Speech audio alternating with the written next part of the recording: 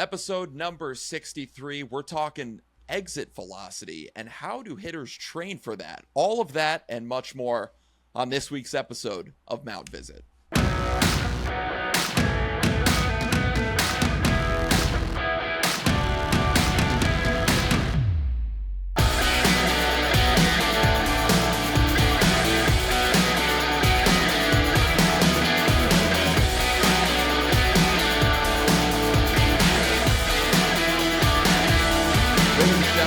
Episode number 63 of Mound Visit.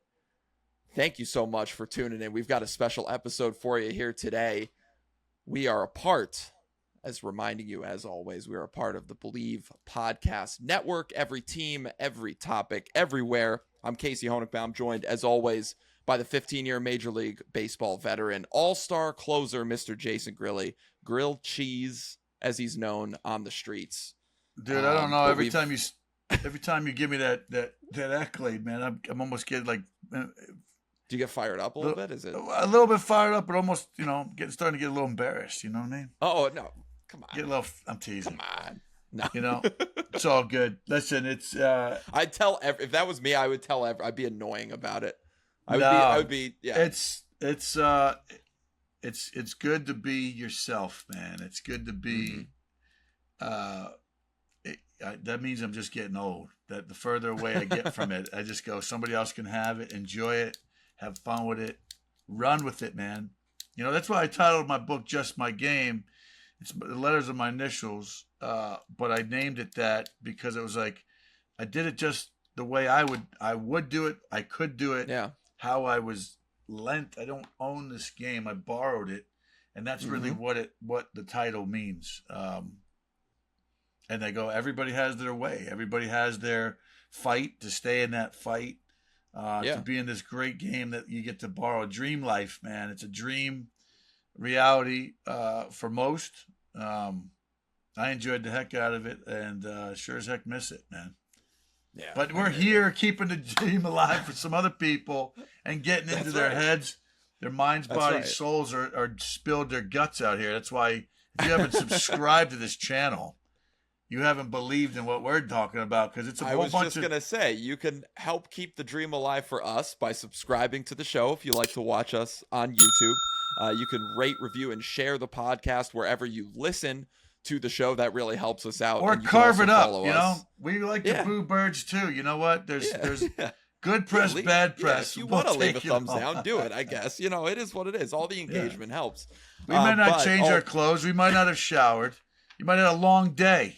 Okay, it might have something else going on behind the scenes. Are you telling us you didn't shower? Is that the? I might not have today. I might not. So what you're saying is you don't smell so sweet. Not today. Sweet hands. Not today. Doesn't have soap. That's right. Well, that's trying to give myself a segue there, but this show is brought to you by Sweet Hands Sports. I've got the lid on here today. Thank you to the people. That's at a legit hat, bro. I mean. Look, I know that, they're a sponsoring partner of the show, but these hats are freaking awesome. And they fit great. If you're a baseball player, you love a good lid. You've seen Grilli wear his before. I've got mine on. It's probably not going to come off anytime soon. Fresh out the mail right there. Yeah, and it's not just hats. Baseball gloves, golf gloves, baseball glove, batting gloves, golf gloves, anything you need for your baseball, your golf. I mean, they got everything there, and it's a local Pittsburgh product. It's awesome. We've got a code Mound Visit 10 to get 10% off your first purchase at sweethandsports.com. But right now, we've got a special guest joining us here on Mound Visit. Yeah, finally, bro. This is Chris awesome. Vasami joining us here. Thank you so much for taking the time to hop on Mound Visit with us. We're excited to have you here. I'm excited to be here. I wish, I love technology until I hate it. So I go to get on my computer, and then it's your browser's out of date. I'm like, give the shit. Oh, there you go. Well, that's why we have Mound Visit. It's like a therapy session. Yeah, exactly. Yeah, vent about technology all you want, because we have plenty of issues with it here as well. Ridiculous. But we're glad to have you join us here. For those that don't know, Grilli, I know you were super excited to have Chris join the show, so Yes. why don't you give Chris a little introduction here? I know I gave you an extra introduction, so we'll throw it down the line. Yeah, so I met Chris, friend of a friend, fraternity brother, played in the minor leagues, got an amazing story. We'll get into it. His overcoming his obstacles, just a grinder. Went through some life challenges with, a bout with cancer, which Major League Baseball, we're standing up for cancer. So we're going to get into that, Chris. I think that's mostly what I think is so special about you, what a fighter you are. I know playing in the minor leagues is a grind, and just how you're helping spread the love and passing the baton of this game that we don't own. And I know that your faith, which a lot of people get uncomfortable talking about, I speak boldly about it, and I know you do too. So I'm grateful that you came on the show finally. I know our schedules were crazy, man, but we got you here, and thank you for coming on, man. No, thanks so much for having me. I appreciate the platform. There's a lot of times where I go and I speak, and you don't know what you're allowed to say or not allowed to say, and so to be able to have a platform where you can just speak freely, the way that it was kind of intended for us humans to be, it's a breath of fresh air. Oh, good, I man. love that. Yeah. Well, get cozy. Say whatever you feel, man. We Casey knows how to do some good edits if we need to. So it's if we have to, like very, very rarely. It's Baba Booey. Yeah. And Baba Booey's in the back with the noisemaker to X out any swear words. Yeah. If you hear that little zap noise every once in a while, that's Grilli's fly zapper. So occasionally it's like, oh, who just snapped their leg in the background? No, it's a fly swatter. So It's a pet peeve of mine. Flavor. I can't deal with flies that, they're there, they're not there. I still swat them if they're not there. It's a psychological thing. But no, it's all good, man. I love it. Well, Chris, before we get into your story, I want to jump on something that's kind of at the forefront in baseball today, not only at the professional level, but as you go down the amateur rankings. You run a pretty cool organization where you work with hitters. And I think the reason I'm giving such a broad introduction is because I think there's so many different avenues for pitchers to go and increase their velocity and increase their spin and everything like that. And I think one of the things where we look at all these ways to sort of make the game, easier for the hitters right now because pitchers have gotten so good. There aren't many ways to do that, but you're doing that. So can you kind of explain to our listeners what it is that you're doing and how you do it? So in a roundabout way, are you asking me how are all-stars hitting 240? Yeah. Is that what you're asking? Pretty much. Yeah. It's true. I mean, I think it's sad to see that, the art of hitting really has gone away. And and that's the problem, right? Like you drop a stone in the water and you see the ripple effect, but then you don't realize like how far the ripple effect can go. Yeah. In the last 10 or 15 years in baseball, we are seeing the ripple effect now of launch angle, max effort, trying to match max effort bat speed with max effort pitch speed, which you can never do it. It's not possible. Because without barrel awareness, without contact point, like how hard you swing doesn't matter. I use the analogy with my kids all the time. A Ferrari with no steering wheel is pointless and scary. And so it's a good analogy. If we're sitting there and if we're swinging and we're just swinging out our ass and there's no direction and I'm not hitting the ball where it's pitched, I can't be a good hitter. If I can't backspin the ball the other way on purpose, I'm not a good hitter.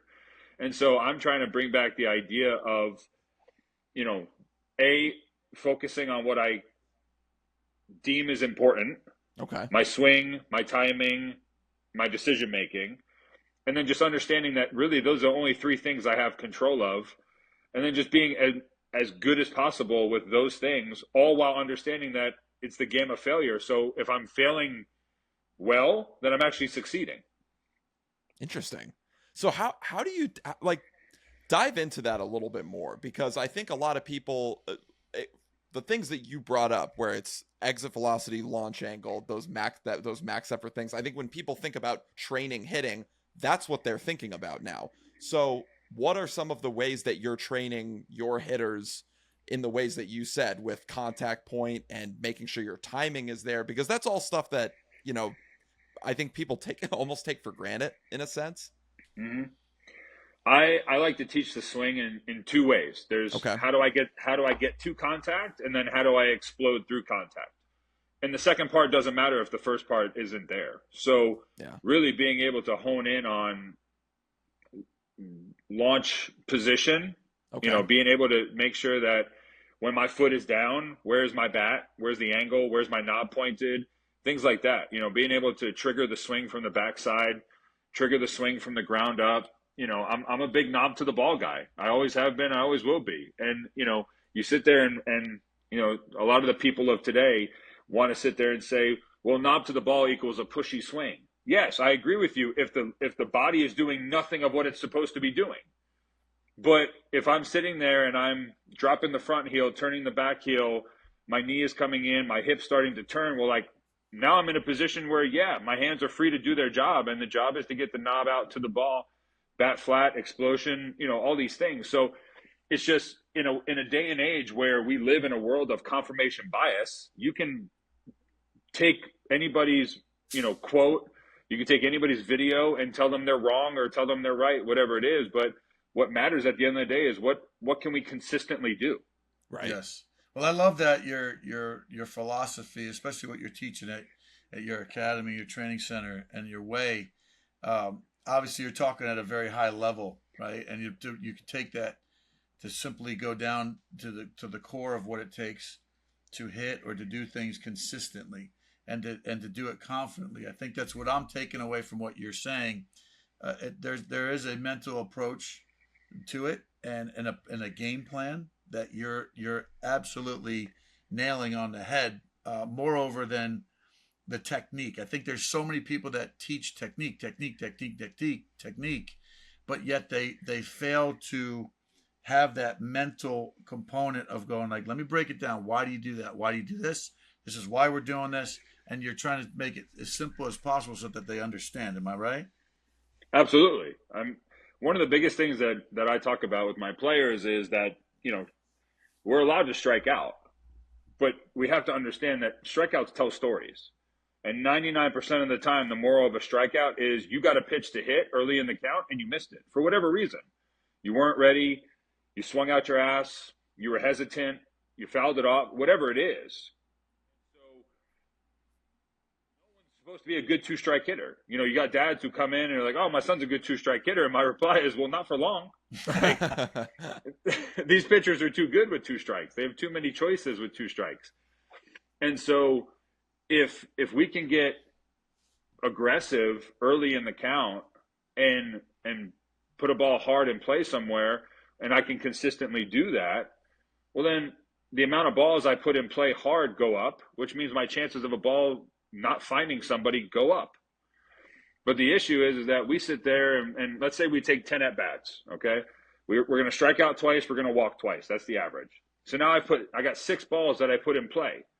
Well, I got kids who come up to me and they're like, you know, I have bad luck right now. And we go over those 6 balls, and it's 2 pop-ups, 2 fly balls, a ground ball, and 1 line drive. Well, that 1 line drive that gets caught is supposed to get caught. That's what baseball law says. So you don't have bad luck, you're a bad hitter. Like, tell me about the 4 balls that you hit hard, and then we can start sitting there going, yeah, you know what, like, you just had some shitty luck these last 4 at-bats. But no one has that much bad luck. Yeah. And so it gets back to the core of trying to put the ball hard in play as often as possible where it's pitched. Like, that's the philosophy. And, you know, you get so many guys, you know, I saw an interesting quote the other day. It said, only 10% of hitters can hit home runs, yet 100% of players think they can. And so, you know, it's just you get, and because of the way the trickle-down effect is happening, I put on Sports Center, I don't see the single scoring 2 runs in the 7th inning. I see the home run down or up by 8 runs. Like, okay, right. So if that's what's playing and that's what's getting rewarded, which is the problem, that is what's getting rewarded, well, then the trickle-down effect is that you got 12-year-olds who think that if they haven't hit a home run yet, that, like, their career is over. Mm. Yeah. And so it's constantly playing those mind games. Well, that's why trickle-down effect. That's why That's why I became a pitcher right there, guy. Because I think you have to be more of a psychotic to deal with all that failure, right? Than be a pitcher. Because you're right. Strike one is the best pitch that you'd have to attack. And I don't know. I remember even bringing up his name again. Derek Jeter said the best pitch you're going to see, and he swung at a lot of first pitch strikes. And look what kind of hitter and player he was, right? Yeah. You know, it's no secret. It's no secret if you have the answers to the test that that could be the best pitch you see. Then you might have to take a different approach to at least one or three or two or four of your out of four of your at bats. If you know that first pitch might be the best pitch I see out all day. And I was just having a conversation with one of my players today. Like, this is hard. Hitting is really, really hard. And so we're not going to, this isn't like oversimplifying it. This is trying to simplify it enough to understand what you're actually in control of to give yourself the best opportunity. That's what it comes down to. When you step in the box, are you giving yourself the best opportunity to put the barrel on the ball? Yeah. It's fascinating. Because I think about this too. And I wonder what you think about this, Chris, because especially when all of the talk about like whether the shift should be banned or not, things like that. I always thought, like, when people say, oh, just hit it, you should be able to hit against the shift. You're a major league hitter or whatever it is. I'm just like, well, pitchers have scouting reports. They're pitching you to that scouting report. Mm-hmm. They're shifting you to that scouting report. And also it's 100 miles an hour with a foot of movement or whatever it is. So it's like, there's things like that where I have to think that even the best hitters, if you're not, I guess the question is it simple enough to say, like, can it be simplified enough to be just like, hey, I just got to go up there and make contact? Is that even possible? Like, can a hitter? Yeah, really but a hitter has to put their ego away to understand that at the core of it is adjustability. Okay, like all these advanced stats have just come out from all hit tracks, all that stuff. Okay, are we shocked that the person who has the highest adjustability in zone is Freddie Freeman? No, not at all. Of course not, because he's a 300 hitter his entire life. Right. And yet some of the guys who have the worst adjustability in zone, like Giancarlo Stanton and Javi Baez, and like people like we're not shocked. Like, but yet we still want to look at the game from a standpoint of like, let me go pay this guy $150 million to have no adjustability in his swing. Yeah. And then be shocked when all he does is produce when we're up or down by 8 runs. Wow. That's a great point. That's a great point. See, it's real it's talk, fascinating. Man. Real talk. It's a fascinaning topic that I think we could talk for hours about that alone, because I don't know if like epidemic is the right word to use, but that's so much of what we're seeing. And like you said, right off the bat, it's like, how do we have all-stars hitting 240? And he really said this in one of our shows a while ago, where he's like, I look up and down, major league lineups, and I see more guys hitting under 200 than I've ever seen before. Ever. It's insane. I feel like I wish I could pitch now. I would love to see what my stats and numbers would be now. I think I showed you the other day. My friend was at a bar. He says I was like top 5 strikeouts per 9 of 36 and over. Chapman's number 1. David Robertson was number 2. Kimbrel's in there with the mix, and I go, I'm in that mix, and I'm like, I would love to see what our strikeouts per 9 would be now, because it's like it's become so predictable. I don't want to say the game is easy, because it's never easy. You never outgrow this game, and I want to make sure I say that. But I think pitchers are getting away with more mistakes now than they ever have before. Absolutely. Absolutely. You can't tell me you would want to face a George Brett or a Tony Gwynn. I would love to see these guys today, what they would be valued at. The guys that were batting champions, a Rod Carew, and I know everybody goes, oh, well, they didn't throw as hard back then. No, because there was control. He'd rather be uncomfortable movement. A guy that would pitch inside. He didn't have elbow guards and shin pads and, all this stuff. Well, I think still hit 371. And I go back to it. I grew up in New York. I was 11 years old when the 96 team, came around.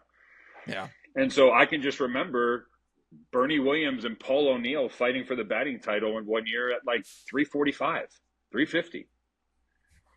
It was like, but that stat mattered. That stat mattered. Now it doesn't matter. Of course. Well, and that's the thing. I have buddies of mine who are in the organizations now, minor leagues, major leagues, whatever it may be. I think I've told you this before. And, guys who I know for a fact valued batting average until they got into pro ball. Now the confirmation bias is like, well, we don't, batting average doesn't tell the whole story. It tells a lot of the story. And it has for 200 years. Like, it's on the back of your baseball card, right? And that's the best part, right? So then you watch like Bally's down here, for the Atlanta Braves. Okay, they don't even put batting average anymore. Now at the beginning of the game, when they show the lineup, now it's OPS. Yeah. Yep.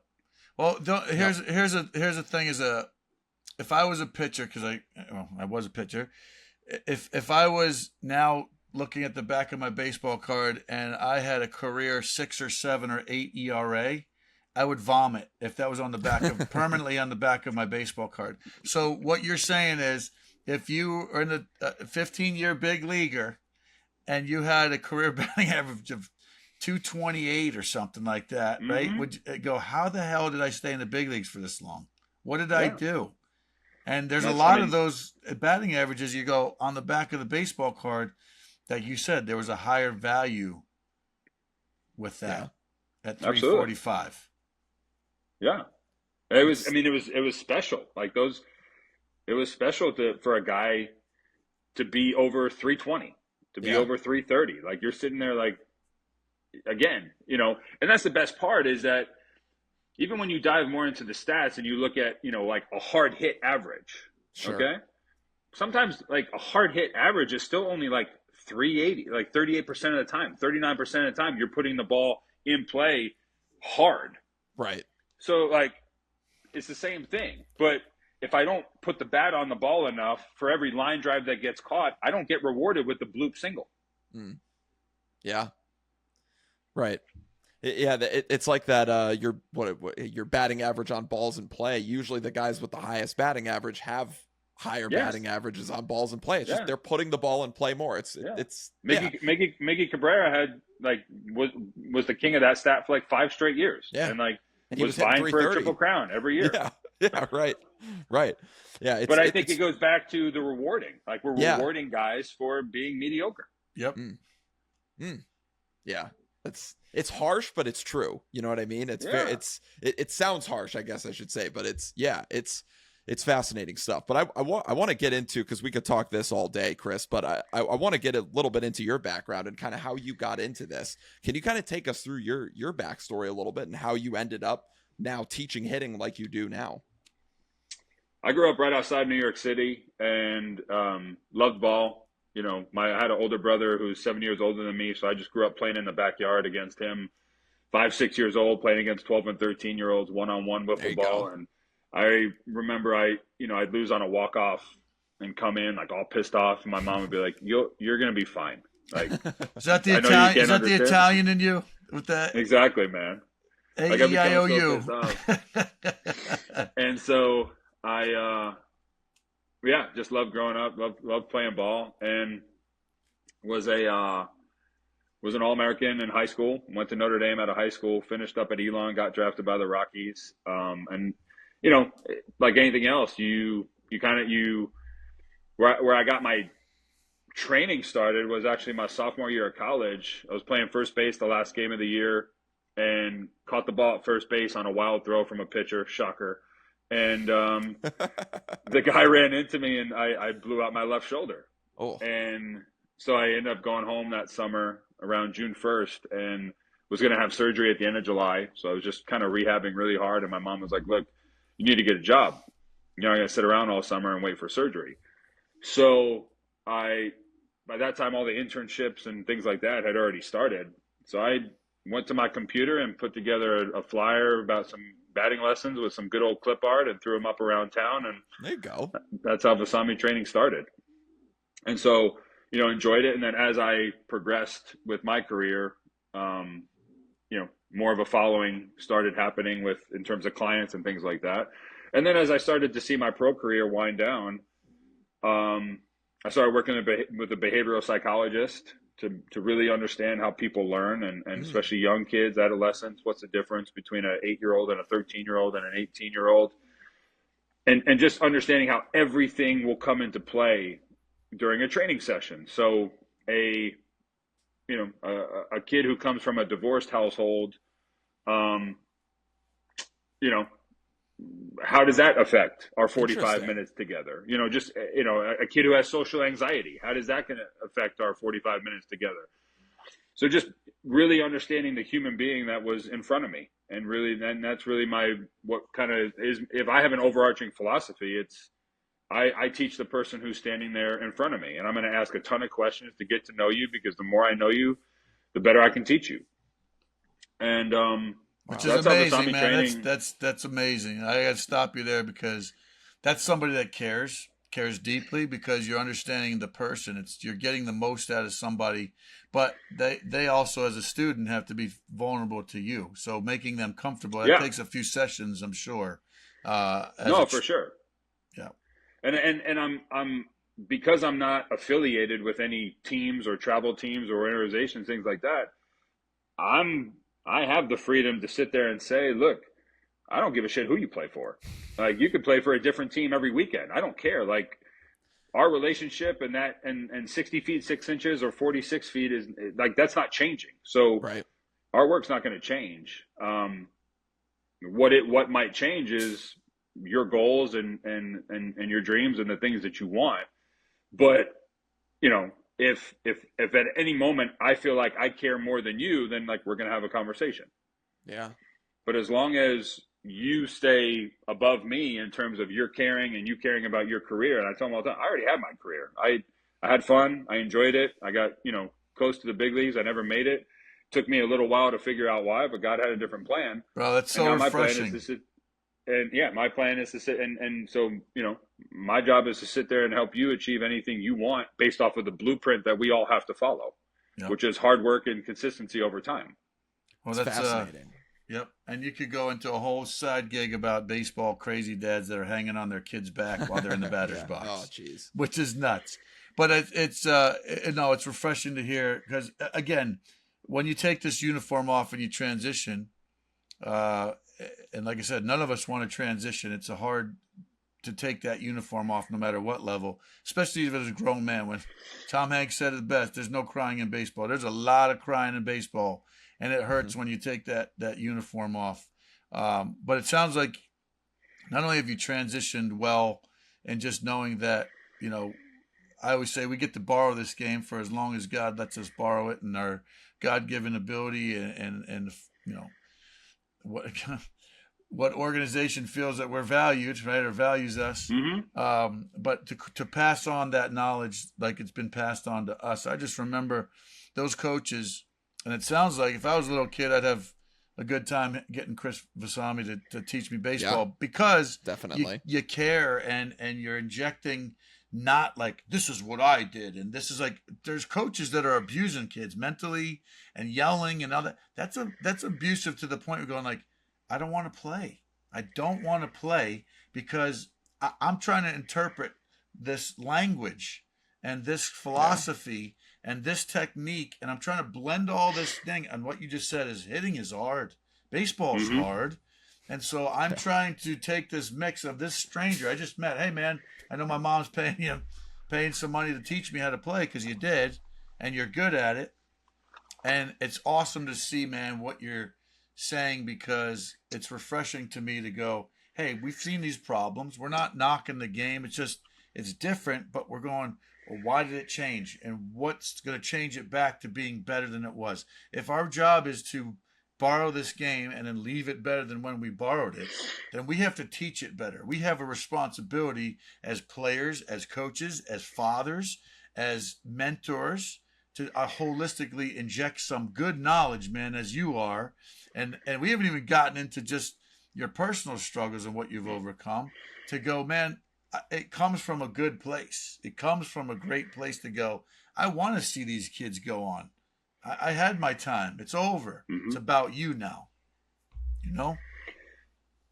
It's interesting because I tell the story all the time that when I first got done and I was transitioning to do this full time, I really had a lot of ego, and I took it to heart when people would come to me for training and didn't know that I played professional baseball. I was like, wait, like, you didn't know I played professional baseball? It was just this huge ego. And then about a year into it, one day I just had this wake-up call. I was like, bro, like, shut up. They don't care that you play baseball. Right. They care the fact that you're really good at training people and mentoring people. And so, like, that was kind of the switch there. And now, I mean, there'll be times where 4, 5, 6 sessions into, you know, our work together, and then parents are like, oh, by the way, did you play? Like, what's your background? And they're like, oh my gosh, I can't believe you played in college? You played pro? Like, that's awesome. So it's like, but then the validation happens, man. Their ears perk up and go, like, oh, all right, maybe I should listen in a little bit more. So it's okay that they learn it later. Yeah. Right? No, exactly. And that was my own personal way of understanding, like, this. I really do enjoy this. And because it's not about me anymore. It's now about the person that's in front of me and whatever their goals are. It could be as small as, like, I want to go to the plate. I just don't want to be afraid to get hit anymore. Yep. And so we got to work through that all the way up to, you know, kids who sit there and say, I want to go play in college. But, you know, I think part of the reason too, bro, not to cut you off, Case. I feel that, you know, today's Gen Z culture, whatever, is these kids don't have the understanding of, you know, this cell phone's a great device, but it's also been, you know, scrutinized because, you know, we have Mound Visit. We're just sitting there having a conversation. We're talking about it. We're talking about it deeply. We're bringing up topics that may be comfortable, uncomfortable, but there's a lot of times when people don't want to do real talk anymore. And that's why you sit around with guys like, you were lucky to be in the clubhouse with Willie Mays or Gary Sheffield, or, you know, just listen to the good hitter, Chili Davis, who we're going to have on the show, man. Listen to these guys talking in the clubhouse. You just shut up and you listened, you know, because they had so many good things to say. And if you were included in that conversation, holy cow, man, right? And there's not enough talk about the game and the right kind of talk, because there's just so much defragmented into, we've quantified it into these numbers. It's very like instant gratification type. It's an instant gratification type world right now, and I think you're used to getting your information in very quick bite-sized pieces, and sometimes that's not the best way to receive knowledge and information, as you know, as we're talking about now. So I agree. I think it's fascinating, and I don't know if you guys would agree, but I see it a lot now. And you know, I've talked about this before. I'm only 23 years old, but even looking back and seeing younger generations playing baseball now, it's so much different from when I was that age. And it almost seems to me now that, you know, like take travel baseball, for example. Like these travel teams seem to be more about the coaches and the parents than it is about the players and developing those players. And I think that's part of, you know, it's part of the issue. I don't know if you guys Of course agree. it is, because if it wasn't, Perfect Game every year wouldn't put out the top ranked organizations and the most titles that they won. Right. Yeah, that's a great point. Whereas, like, if you actually break down those numbers, you're like, oh my gosh, you know how many teams these organizations have to win this many titles? I mean, because you're winning more titles than there are weekends in the year. Right. So that's a good point. it's like all these Cobra Kai versus Ralph Macchio, one. Right? There's a lot more of them than us, one team. Right. Yeah. You know, and look, I think, and more is okayed. And the reason why I say that is because everybody's argument to me is, well, social media, we now have we have the ability to see more people than we've ever seen.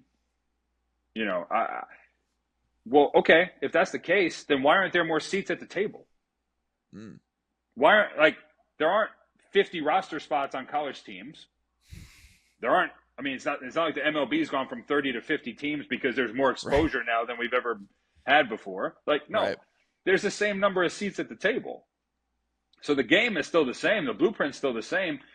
The industry of baseball has done a good enough job thinking and fooling and fear-mongering people into believing that if you start playing travel ball at 10, 11, 12, 13, 14, 15, that a seat will open up for you at the table. And that's not the case. Mm.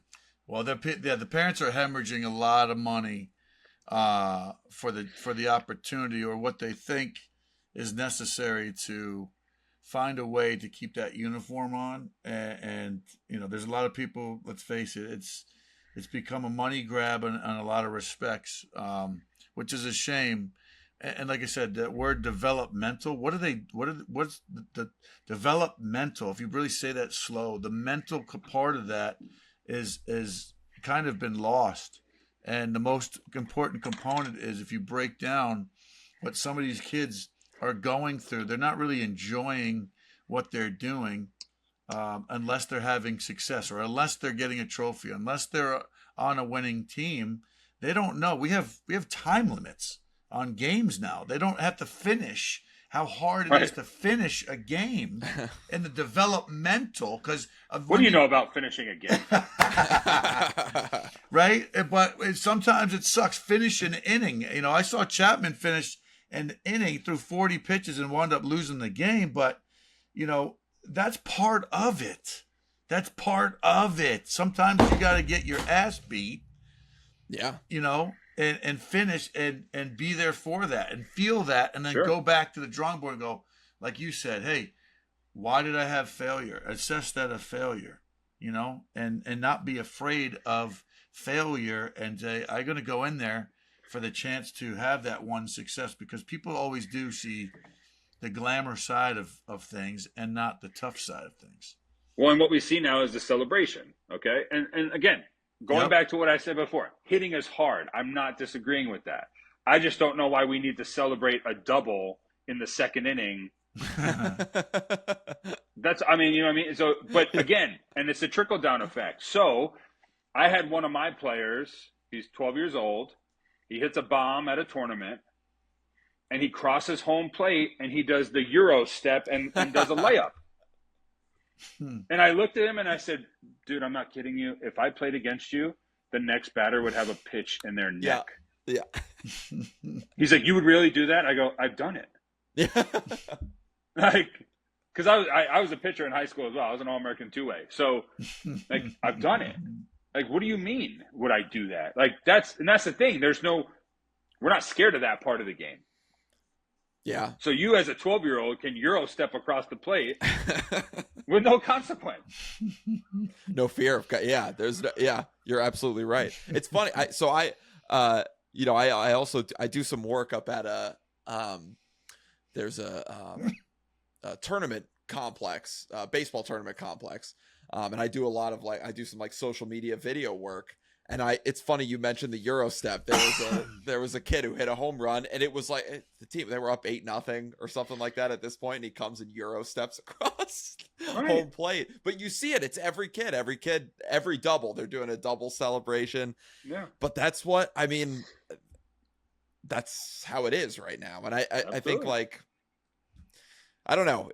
It's very interesting, and Grilli and I talk about this all the time with so many different. It's not only with with styles of hitting and the way to hit and everything. It's just baseball has gone through, I feel so many, there have been so many different generations of baseball that have transpired in such a short period of time. And I feel like the game hasn't found a middle ground yet. I don't know if that makes sense, but that's kind of the way I see it.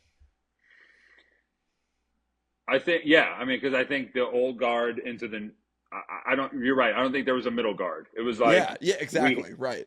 Like, we hate the old man shaking his fist at the sky baseball player. So we are just going to piss him off.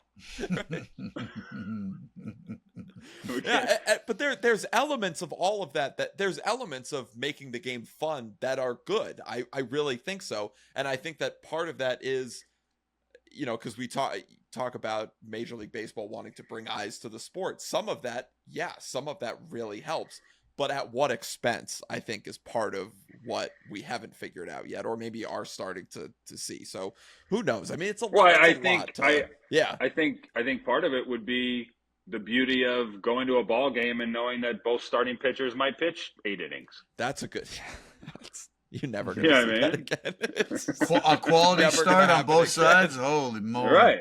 What are They you each threw talking 100, about? Yeah. 110, 120 pitches. That would be amazing.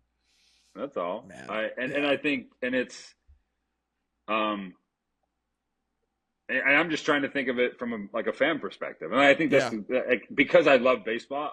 I'm going to keep watching baseball. I mean, Of course, man. I'm going to do it. Well, that's what I said. It's not negative talk like we're talking. It's just we are all, I think, trying to experience and figure out this, diversity of too many things changing and happening at the same time. It's like it's a big,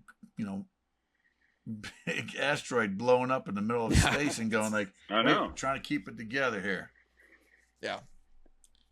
And I think if all these philosophical changes were good, Mm-hmm. then we wouldn't be having the amount of injuries on the mound that we're having. Yeah. And we wouldn't be having the amount of guys that you're sitting there watching them make millions of dollars, and like they're teetering on 190 to 195 to 200 to 205. And again, because of it, they're comfortable. Like they know they're going to be in the lineup every day. Mm-hmm. I watched the replay of the Rockies Reds game earlier today. I had it on at the cage, and like every Reds hitter hits 230 to 240. Yeah. Yeah. It's a real issue. We talked about that the other week with the White Sox lineup. I at a certain point in the season, there was not a single hitter above 230. But is that why games are 2 hours and 30 minutes? It's not the clocks. It's 2:30. You got exactly right. The games are faster. I'm a huge fan of the clock. Me too. I mean, I'm just saying. It's amazing though that like that was such a focus. And acceptance, like an acceptance. No, like my buddy said, we're just swinging and missing sooner now. Yeah, there you go. Gotta hurry up and get out. Hurry up and swing and miss. Yeah, I love that. Well, I mean, baseball's it's funny because it's the sport that you're allowed to fail the most at and still be viewed as successful. But it also, I think it has the ability to teach us a lot through those failures. And not only on the field and with all that stuff, but off the field too. And in our personal lives. And I know Grilli gave me some background on you. And I know that, I got to assume that through baseball, you've been able to overcome a lot. And I think we'd be remiss to not bring that up before we let you go here. But can you kind of talk to us about some of those things and how you were able to overcome those and still be able to, do what you do and continue to teach these younger generations? I have to assume that all of that you've been through helps with that as well. Absolutely. Growing up, baseball was my life. And I had a very strong definition of what I thought hard was growing up. Hard was math class and hard was SAT prep and, trying to figure out, what are we going to do on Friday night? And then hard was sitting there realizing, I got a chance to get a Division I scholarship and I got a chance to go pro out of high school. And it was like, all right, so now it's a matter of, putting all that time and discipline and effort into getting a scholarship. Hard was, you're going to feel bad for me, but hard was sitting at the kitchen table with my parents choosing what scholarship should I take between Notre Dame, Vanderbilt, and Duke. And then, I go to Notre Dame and we're, a top 5 school in the country. So now you're trying to understand your place. And then I transferred to Elon University and then, was the captain. And so now you're trying to understand how to be a captain, and that's hard. And then you get drafted and you're part of this 0.5%. And you're like, what am I supposed to do? Am I supposed to, my whole life, everything was about, team. But now I got to worry about myself. And, my best friend is also my roommate, who's also the guy that, like, I hope he strikes out because we play the same position. Right. Right. um, Right.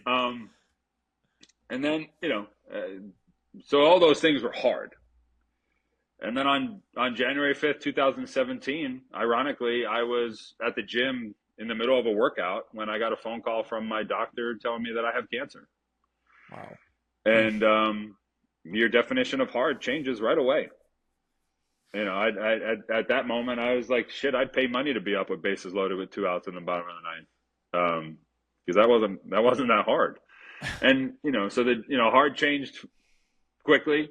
Multiple surgeries, multiple doctors, multiple states worth of doctors, multiple treatments, multiple medications now for the rest of my life. Being newly married, just a couple years into our marriage, when you say in sickness and in health, you don't think it's going to be in 2 years. Yeah. Right. So it's really, trying to navigate that and trying to, be a good person and still be a good dad, but all while, like, your life is nothing of what it used to be. And so, hard is looking at your wife in the eyes and being like, I'm sorry you have to go, I'm putting you through this. And then, I had I've had 2 girls along the way. And then creeps in the mental health and the emotional health and mental breakdowns. But honestly, the hardest part about all of it was, and I had never been this in my entire life, was, for the first 2 years of my diagnosis, I was the victim, and it was not a good use of energy and time. That's for sure. Because I waited around for doctors in science and medicine to do their job, and nothing worked, and no one was doing their job, and cancer came back and another surgery. And so it just, what dawned on me was, here I am, and I'm constantly working with my hitters to sit there and get ahead in the count and don't get 2 strikes and be aggressive early. And here I am waking up every day for 2 years, literally with like 2 strikes on me every day. And mostly, some of it not in my control, but a lot of it was in my control. And so a huge perspective shift had to change. And, I think as human beings, one of the hardest parts is that we believe that we can't do both at the same time. And what I mean by that is we can't grieve and have gratitude at the same time. But to mature emotionally is to be able to grieve and have gratitude at the same time. Because yes, I was grieving the life that I currently had and the road that was ahead of me that I never thought I would be able to go down. And I was grieving the life I used to have, and I was grieving the future life that I'd have because I didn't know what it was going to look like. But all while, here I am, and because of the grace of God, I'm waking up every day, and I have a chance for hope, and I have a chance to get better, and I have a chance to sit there and be able to live a good life, in the face of all this, and in the face of adversity, and really truly understanding that when you put purpose to your pain and you start to understand what the struggle is for, and you start to lean into the darkness as opposed to run from it, like, you get to really see on the other side of that how much strength and wisdom we have, and all while, man, like, there's so much joy in this life amidst all the chaos. Yeah, man. That's beautiful. What a perspective. More than anything you said, I mean, you talk about injecting that into everything you're doing. If and I know you for some time now, we're getting to continue to know each other, and the cool thing, brothers, is how you deal with it and what you have to speak on, because I know you're a great speaker, you're a great teacher, you're a baseball guy, you're one of us, and I'm glad to call you friend now too, man, because it's amazing. And I know, like I said, Major League Baseball is starting to throw those advertisements, standing up to cancer. You sure did, man. And I've just had a couple friends of mine tell me they're dealing with it. So I'm praying for them every day. I know that your faith, a big part of what you're about too, man. And this what a great mindset, what a great perspective, and you have a great story to pass on to everybody. I'm just so grateful that we got to give people a little look and see about what you're going through, and maybe bring some light onto what maybe they're dealing with. This show is a baseball show, but I've always had this dream too, just like I said, to talk about the great things, the hard things, the highs, the lows. It's all in between, man. And you know, I just appreciate you being vulnerable tonight, man. Yeah, no, look, man, I say this. 10% of my days up to now have been more amazing than I ever thought they could be. And 10% of my days have been worse than any nightmare I could ever have. Mm. But it really truly comes down to the other 80% of the days and how you show up for yourself and for the people around you. And I think that's what people don't really understand, that they are capable of that. It's just a matter of, you know, being able to sit down and take inventory and surround yourself with the right people and understand that you have so many more sunny days than you even acknowledge. And it's really how we use those sunny days to prepare for the storm that dictates how we actually come out the other side of that storm. Amen, brother. Yeah. That's awesome. I mean, if you guys don't get anything out of this one, don't subscribe. Don't come back and don't listen to anything we say, because this stuff is real. We're getting real. And Chris Vasami, you broke it down, man. If you don't know Chris, how can they follow you? How can they get more of your philosophy, more of your material? Because you're out there, man. Tell us how they can follow you. Yeah, I mean, if feel free to email me at chris@chrisvasami.com. You know, I love speaking. I enjoy it. I love being able to share my message. I love being able to make an impact and have an influence any way I can. You know, I've done talks with corporations, nonprofits, you know, organizations, high schools, colleges, athletes, really just anybody that you know needs to be inspired. Then I'm happy to, you know, to take that on for them. My Instagram is @ChrisVasami. Feel free to reach out anytime. And then, you know, VasamiTraining.com if you want to just kind of take a look at a little bit more of my story. But, you know, I think one of the realest things for me is that, you know, in a world that feels very conditional and very transactional now, you know, to live a life that is unconditional, to be able to understand the power of human connection and what that can really do for us, like literally down to a cellular level. It can make you open up your eyes and to the world. And, you know, I truly believe that when you aim for somebody's head and you aim for somebody's heart, like, you can't miss. That's dang, dude. Well, Chris, I mean, this is awesome. You know, Grilli said it, but like, I told you, right? Am I telling you the truth there? Yeah. Yes. Thank you for sharing all of that with us, and like he said, for being vulnerable. I'm sure it's not easy to do. We appreciate it. I know we talked baseball for the first half. We talked life for the second. I think that's Mound Visit right there. Whatever area you take it from, this is right there. You're gonna learn something beautiful on this episode. So beautiful. Yeah. So, Guy, thank you, Chris, so much for taking the time and sharing all that with us. No, thank you, fellas. I appreciate you. Yeah, dude. Absolutely. We'll have you on again. If you guys, yes, we definitely will. And if you guys like this, like Grilli said, if you don't want to hit that subscribe button now, rate, review, and share this show. I don't know what to tell you, because we really enjoyed this one. But please give us a follow, give us a share, give Chris a follow, hit him up like he said. There's probably plenty more that we didn't even cover on this episode. So we really hope you guys enjoyed, and thank you so much for tuning into another episode.